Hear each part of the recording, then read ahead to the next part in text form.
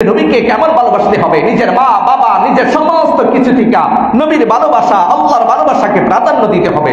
এটা সাহাবায়ে কেরাম পৃথিবীতে দৃষ্টান্ত স্থাপন করছে। হাদিসের কিতাবে ঘটনা আছে, আল্লাহ রাসূল সাল্লাল্লাহু আলাইহি ওয়াসাল্লামকে ছোট ছোট বাচ্চারা মুহাব্বত করতেন, ভালোবাসতেন।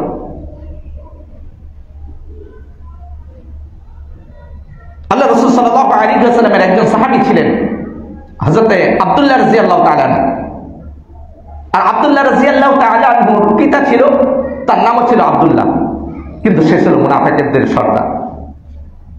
আব্দুল্লাহ ইবনে উবাই ইবনে সুলুল মুনাফিকদের সর্দার যে ছিল, এই আব্দুল্লাহ পিতার নামও আব্দুল্লাহ, আর সে মুনাফিকদের সর্দার ছিল। ছেলে আব্দুল্লাহ ইমানদার, খাঁটি ইমানদার, পিতা আব্দুল্লাহ খাঁটি মুনাফিক। আল্লাহ রাসূল সাল্লাল্লাহু আলাইহি ওয়াসাল্লাম একবার রাস্তা দিয়ে চলতেছে, সাহাবায়ে কেরাম কয়েকজন সাহাবায়ে কেরাম সঙ্গে ছিল। ওই যে মুনাফিক আব্দুল্লাহ রাস্তার পাশে গাছের নিচে বসে। তো একসাথে কয়েকজন মানুষ হাঁটলে, একাধিক মানুষ হাঁটাচলা করলে রাস্তা থেকে ধুলা উঠে না? আল্লাহ রাসূল সাহাবায়ে কেরামদেরকে নিয়ে যখন হাইটে যাইতেছিল, একটু ধুলা উঠতেছিল, ওই ধুলা ওই মুনাফিক আব্দুল্লাহ শরীরে লাগছে। লাগার পরে সে বলতেছে, ছোট লোক মুহাম্মাদের পায়ের ধুলা আমার শরীরে লাগলো। নাউযুবিল্লাহ, বলেন নাউযুবিল্লাহ। কি বলে উঠছে? ছোট লোক মুহাম্মাদের পায়ের ধুলা আমার শরীরে এসে লাগলো। এরকম একটা শব্দ, কটু শব্দ ব্যবহার করছে, তিরস্কার করছে। আল্লাহ রাসূলের সাথে যে কয়েকজন সাহাবায়ে কেরাম ছিলেন, তার মধ্যে থেকে ওই মুনাফিকের পুত্র আব্দুল্লাহ, সাহাবী আব্দুল্লাহ ছিল। এটা শুনে ফেলাইছে আব্দুল্লাহ রাদিয়াল্লাহু তাআলা শুনে ফেলাইছে নিজের বাবা মুনাফিক নবীকে এরকম কটুক্ত একটা কথা বলছে, ব্যঙ্গ করছে, তিরস্কার করছে। এটা যখন শুনছে, ও সাথে সাথে তরবারিটা হাতে নিয়ে আল্লাহ রাসূলের সামনে গিয়ে বলতেছে, ইয়া রাসূলুল্লাহ আল্লাযী আকরামাকা ওয়া আনজালা আলাইকাল কিতাব। ইয়া রাসূলুল্লাহ, আল্লাহর কসম খেয়ে বলছি, যিনি আপনাকে সম্মান দান করছে, যিনি আপনার উপরে কিতাব নাযিল করছে, তার কসম খেয়ে বলতেছি, ওই রবের কসম খেয়ে বলতেছি, আপনি শুধু আমাকে হুকুম করেন, আমার বাবার কল্লা দেহ থেকে আলাদা করে আপনার পায়ের কাছে পেশ করব। সুবহানাল্লাহ। আপনি শুধু হুকুম করেন, সে আপনাকে তিরস্কার করলো, এটা আমি বরদাস্ত করব, আপনি শুধু হুকুম করেন। এটা ছিল সাহাবী, এটা ছিল লা ইউমিনু আহাদুকুম হাত্তা আকুনা আহাব্বা ইলাইহি মিন ওয়ালিদিহি ওয়া ওয়ালাদিহি ওয়ান নাস আজমাইন। নিজের বাবা, সন্তান, মা, সমস্ত দুনিয়া, সমস্ত কিছু থেকে নবীকে ভালোবাসতেন, মহব্বত করতেন। আল্লাহ রাসূলকে ছোট্ট ছোট্ট সাহাবায়ে কেরামরা, যাদের এখনো পুরোপুরি বুঝ আসে নাই, কিন্তু রাসূলের ভালোবাসার বুঝ সাহাবায়ে কেরামের, ছোট্ট ছোট্ট সাহাবায়ে কেরামের অন্তরে ছিল। আল্লাহ রাসূল সাল্লাল্লাহু আলাইহি ওয়াসাল্লাম যখন মক্কা থেকে মদিনায় হিজরত করবে, এই এলান যখন মদিনায় পৌঁছে যে আল্লাহ রাসূল মদিনায় হিজরত করবে, যেদিন থেকে মদিনাবাসী এই কথা শুনছে, মদিনার নারী, পুরুষ, শিশু, বৃদ্ধ সবাই মদিনার বাহিরে মেইন গেটে আসা দাঁড়ায় থাকতো, অপেক্ষা করতো কখন রাসূল আসবে আর স্বাগতম জানায় রাসূলকে গ্রহণ করবে।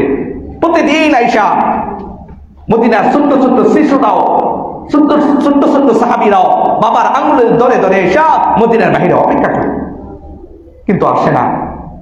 একদিন, 2 দিন, 3 দিন চলে যা, হঠাৎ করে একদিন আল্লাহ রাসূল চলেই আসছে। সমস্ত মদিনাবাসী আনন্দিত, শিশুরা আনন্দিত, নারীরা আনন্দিত। আল্লাহ রাসূল মদিনায় প্রবেশ করছে। আল্লাহ রাসূলের একজন ছোট্ট সাহাবী হযরত তালহা রাদিয়াল্লাহু তাআলা আনহু বলেছে, তালহা রাদিয়াল্লাহু তাআলা বাবার আঙ্গুল ধরে নবীকে স্বাগতম জানানোর জন্য নবীর কাছে আসছে। যখন নবী মদিনায় প্রবেশ করছে, নবীকে দেখে সে এত আনন্দিত, নবীর সামনে এসে বলছে, ইয়া রাসূলুল্লাহ, আমি আপনাকে সবচেয়ে বেশি মহব্বত করি, আমি আপনাকে আমার জীবনের চাইতে বেশি ভালোবাসি, মহব্বত করি, আমি আপনাকে মহব্বত করি। আল্লাহ রাসূল সাল্লাল্লাহু আলাইহি ওয়াসাল্লাম তার কথা শুনে অবাক হয়ে গেছে, সত্যি আমাকে মহব্বত করো? বলতেছে, জি ইয়া রাসূলুল্লাহ, আমি মহব্বত করি। তো তুমি যে আমাকে মহব্বত করো, এর প্রমাণ কি? ভালো, তুমি যে আমাকে ভালোবাসো, মহব্বত করো, এর আলামত কি, প্রমাণ কি? দেখেন ওই ছোট্ট সাহাবী কি বলে, বলছে, ইয়া রাসূলুল্লাহ, এই মুহূর্তে এখন আপনি আমাকে যা হুকুম করবেন, আপনি বলতে দেরি হবে, আমি এটা পুরা করতে অল্প মুহূর্ত বিলম্ব করব। আমি আমার মুহাব্বত আর ভালোবাসা আপনাকে কি পরিমাণ করি এটা আমি দেখাবো, আপনি আমাকে এখন যা হুকুম করবেন। আল্লাহ রাসূল সাল্লাল্লাহু আলাইহি ওয়াসাল্লাম একটু রসিকতা করার জন্য, তাকে একটু পরীক্ষা করার জন্য বললেন, ওই যে তোমার বাবা দাঁড়ায় আছে, তোমার বাবার কল্লাটা কেটে নিয়ে আসে। শুধু আল্লাহ রাসূল জবান দিয়ে কথা হাইড করছে। ছোট্ট সাহাবী এক মুহূর্ত বিলম্ব করে নেই, বলতে দেরি হয়েছে, তরবারি নিয়ে বাবার দিকে চলছে। আল্লাহ রাসূল বলছে, হে তালহা, দাও, আমি পৃথিবীতে বাবা সন্তানের বিচ্ছেদের জন্য আসি নাই, আমি তোমার বাবা কল্লা কাটার জন্য আমি তোমাকে হুকুম করি নাই, শুধু তোমার ভালোবাসা আর মুহাব্বত পরীক্ষা করার জন্য আমি তোমাকে হুকুম করছি। তুমি ফাঁস হয়ে গেছো, তুমি জিতে গেছো, ঠিক সত্যি তুমি আমাকে ভালোবাসো, মুহাব্বত করো। ও তালহা শোনো, আজকে থেকে আমি নবীও তোমাকে মুহাব্বত শুরু করলাম, ভালোবাসা শুরু করলাম। আমি নবীও তোমাকে ভালোবাসি, মুহাব্বত করি, তুমি ফাঁস হয়ে গেছো। আল্লাহ রাসূল তালহা রাদিয়াল্লাহু তাআলা অনেক মুহাব্বত করতেন, ভালোবাসতেন। তালহা রাদিয়াল্লাহু তাআলা আল্লাহ রাসূলের দরবারে আসা যাওয়া করতেন। হঠাৎ করে কিছুদিন যাবত আসা যাওয়া করে না। আল্লাহ রাসূল সাহাবায়ে কেরামকে জিজ্ঞেস করলেন, কিরে আমার তালহার কি হইল? সেদিকে আসে না। খবর পাঠানো হয়েছে, বাড়ি থেকে খবর দেওয়া হয়েছে যে তালহা রাদিয়াল্লাহু তাআলা অসুস্থ, বাচ্চা অসুস্থ হয়ে গেছে। আল্লাহ রাসূল বলতেছে, আমাকে কেন জানাও নাই? সে অসুস্থ আর আমি জানি না। সাহাবায়ে কেরামকে নিয়ে রওনা দিছে তার বাড়িতে, দেখতে যাবে। কেমন মুহাব্বত করে দেখেন, ছোট্ট সাহাবী বাড়িতে রওনা দিছে তালহা রাদিয়াল্লাহু তাআলাকে দেখার জন্য। আল্লাহ রাসূল বাড়িতে আসছে, আয়েশা দেখে তালহা রাদিয়াল্লাহু তাআলা বিছানায় শোয়া, অবস্থা খুবই ভয়াবহ, বাঁচবে না। আল্লাহ রাসূল বুঝতে পারছে তার যে অবস্থা, সে আর বাঁচবে না, এত পর্যায়ে অসুস্থ হয়ে গেছে। আল্লাহ রাসূল তাকে দেখে আসার সময় তার বাড়ির লোকদেরকে, ঘরের লোকদেরকে বলে গেছে, তোমরা সবর করো, ধৈর্য ধারণ করো। আমি তালহার যে অবস্থা দেখছি, তালহা হয়তো বাঁচবে না, সে হয়তো আজকে রাত্রির ভিতরে বা সে মারা যাবে, সে বাঁচবে না। কিন্তু শুনো, তালহা যদি মারা যায়, সাথে সাথে আমাকে খবর দিবে, আমি স্বয়ং তার গোসল করাবো, আমি তার জানাজা দিব, আমি তার কাফন দাফন করাবো, আমাকে খবর দিবা তোমরা। তালহার মৃত্যু সংবাদ আমার কাছে পৌঁছেইবা, এই কথা বলে আল্লাহ রাসূল সাল্লাল্লাহু আলাইহি ওয়াসাল্লাম চলে গেছে। কিতাবে আছে, হাদিসে আছে, আল্লাহ রাসূল যে সময় আসছিলেন প্রচন্ড অন্ধকার ছিল, শীত ছিল এবং কি প্রচন্ড ঠান্ডা ছিল। রাতের বেলা অন্ধকার আরো ঠান্ডা, এমন সময় আল্লাহ রাসূল তাকে দেখতে আসছে। আবার যখন চলে যাচ্ছে, তখন ওই তালহা বিছানায় থাকা অবস্থায় বাড়ির লোকদেরকে ডাকলেন, ডেকে বলতেছে, সত্যি করে বলো, আমার হাবিব, আমার মাহবুব, আমার কলিজার টুকরা, আমার নবী মুহাম্মদ সাল্লাল্লাহু আলাইহি ওয়াসাল্লাম আমার সম্পর্কে কি বলছে, বল। তোমার বড় সৌভাগ্য, নবী এই কথা বলে গেছে, তোমার মৃত্যুর পরে তিনি জানাজা পড়াবে, তিনি কাফন দাফন পড়াবে। আল্লাহ রাসূলকে যেন খবর দিই তোমার মৃত্যুর পরে। তখন ওই সাহাবী তালহা রাদিয়াল্লাহু তাআলা দেখেন কি মুহাব্বত করতেন, বলছে, না তোমরা এটা করবা না, আমার হাবিবকে তোমরা খবর দিবা না। তো কেন, তুমি কি পাগল হইছো যে নবী তোমার জানাজা পড়াবে আর তুমি নিষেধ করতেছো? হ্যাঁ আমি নিষেধ করতেছি, তোমরা খবর দিবা না। কেন? দেখো, আমার বাড়িতে, নবীর বাড়ি থেকে আমার বাড়িতে আসতে গেলে মাঝখানে ইহুদিদের কয়েকটা গোত্র পাড়ি দিয়ে আমার কাছে আসতে হয়। আর এই রাত্রিবেলা আমি যদি মৃত্যুবরণ করি আর আমার রাসূলের কাছে যদি তোমরা খবর পাঠাও, আর এই রাত্রিবেলা যদি ইহুদিদের গোত্র পাড়ি দিয়ে আমার জানাজার ভিতরে আসে, আর নবীর উপরে যদি ইহুদিরা কোনো আক্রমণ করে বসে, আর আমি মৃত্যুবরণ করব, আর নবীর উপরে আক্রমণ হবে, নবীর উপরে আঘাত আসবে, আমি মৃত্যুবরণ করে শান্তি পাবো না। সুতরাং না, আমার হাবিবকে তোমরা খবর দিবা না, কেননা রাত্রিবেলা তিনি যেন কোনো মুসিবতে না পড়ে, এটা আমি চাই না। স্বয়ং মানে যদি হয় আমার জানাজা তিনি না পড়া, কিন্তু তিনার উপরে কোন মুসিবত আর আক্রমণ আসবে, এটা আমি বরদাস্ত করব। সুবহানাল্লাহ। দেখেন প্রকৃত আশিকে রাসূল কাকে বলে, কেমন মুহাব্বত করত। ঠিক আল্লাহ রাসূল সাল্লাল্লাহু আলাইহি ওয়াসাল্লাম বনু সালামা একটা গোত্রের কাছে যাইতেই আবু তালহা মৃত্যুবরণ করছে। ইন্না লিল্লাহি ওয়া ইন্না ইলাইহি রাজিউন। মৃত্যুবরণ করছে।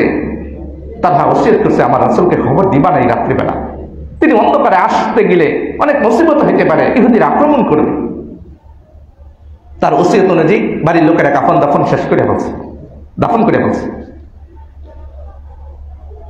যখন আল্লাহ রাসূলের কাছে খবর পৌঁছে তালহা মারা গেছে, আর তালহার কাফন দাফন শেষ হয়ে গেছে, দাফন করে দিছে। আল্লাহ রাসূল সবাইকে চোখের পানি ফেলায় বলতেছে, তোমরা কি করলে এটা? আমি তো বলছি আমাকে খবর দেওয়ার জন্য, কেন খবর দাও নাই? আমি তো বারবার বলছি সে মারা যাওয়ার সাথে সাথে আমাকে খবর দেওয়ার জন্য, তোমরা কেন খবর দাও নাই? বাড়ির লোকেরা বলছে, ইয়া রাসূলুল্লাহ, আমরা তো খবর দিতে চাইছিলাম, আপনার এই আশেক সে ওসিয়ত করে গেছে, রাত্রিবেলা আপনার কষ্ট হবে, ইহুদিদের পক্ষ থেকে আপনার উপরে আক্রমণ আসতে পারে, এই আশঙ্কায় এই ভয়ে আপনার উপরে কোনো কষ্ট হবে, মুসিবত হবে, এটা সে বরদাস্ত করে নাই, এর জন্য সে নিষেধ করে গেছে যেন খবর না দেওয়া হয়, এই জন্য আমরা আপনাকে খবর দিই। আল্লাহ রাসূল আবেগে আরো চোখের পানি ফেলায় গেছে, বলে মহাব্বত আর ভালোবাসা আর কিরকম বাইরে গেছে। আল্লাহ রাসূল আর বিলম্ব করে নাই, দৌড়াইয়া সাহাবায়ে কেরামদেরকে দৌড়াইয়া লইয়া আসছে, ওই তালহা রাদিয়াল্লাহু তাআলা কবরে আসছে, কবরের পাশে এসে দাঁড়াইছে, সাহাবায়ে কেরামদেরকে পিছনে খাড়া করে আল্লাহ রাসূল আল্লাহ তাআলার কাছে হাত বাড়াইছে, হাত বাড়াইয়া বলতেছে, ইয়া রাসূলুল্লাহ, আল্লাহ তাআলার কাছে বলতেছে, ইয়া আল্লাহ, আমি আমার তালহাকে আপনার হাতে আমার হাতে সুপুর্দ করতে পারি নাই, কিন্তু আমি আপনার কাছে দোয়া করতেছি, আল্লাহ আপনি আমার তালহার সাথে এমন ভাবে এমন অবস্থায় সাক্ষাৎ করবেন, আমার তালহা আপনার সাথে এমন অবস্থায় সাক্ষাৎ করবে যে আমার তালহা আপনাকে দেখে হাসবে আর আপনি আমার তালহাকে দেখে হাসবেন। সুবহানাল্লাহ, দেখেন কি দোয়া করছে, কি চমৎকার এক দোয়া করছে, যে আমার তালহার সাথে আপনি এমন ভাবে মুলাকাত করেন যেন আমার তালহা আপনাকে দেখে হাসে আর আপনি আমার তালহাকে দেখে হাসেন। ভাই, এটা ছিল ভালোবাসা, যে ভালোবাসার মাধ্যমে দুনিয়া আখিরাতের কল্যাণকে অর্জন করছে।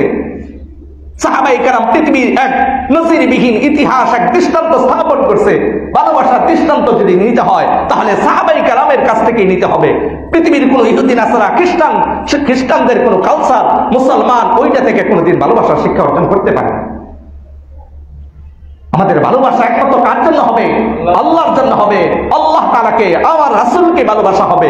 পৃথিবীর আল্লাহ রাসূলের তরিকা বার্তা অনুযায়ী আমার ভালোবাসা হবে। ভিন্ন কোন তরিকায় আল্লাহ তাআলার তরিকা বেঁধে রেখে যদি কোনো ভালোবাসা হয়, ওই ভালোবাসার দ্বারা বলেছে কোনোদিন দুনিয়া আখিরাতের কল্যাণ তো আসবেই না, বরং এই ভালোবাসা আমার মুসিবতের কারণ হবে।